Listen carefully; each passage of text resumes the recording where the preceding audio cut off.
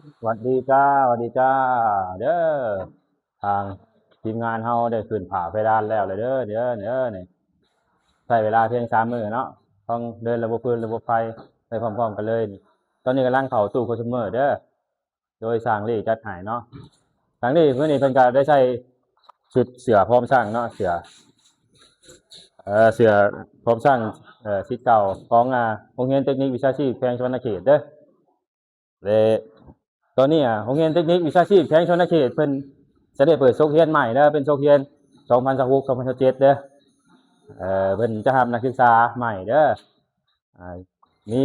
เรียนก็คือชั้นกลางชั้นสูงเด้อ12+2หรือ12+3แล้วก็มีพวกที่ว่าเรียนจบม .4 เนาะ9+3เด้อมันจะเรียนต่อนะเป็นเรียนนั่นเรียนอาชีพเด้อสายน้องนักศึกษาที่ว่ายังเรียนอยู่เลยอยากมีวิชาที่โต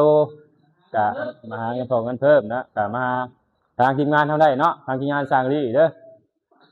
สร้างรี่หลังคาหัวซิกเนเจอร์เลเยอร์คัดก้อมของเพิ่นเด้อหลังคาหัวนี่เด้อบ่มีใครสามารถเฮ็ดได้มีแต่เพิ่นผู้เดียว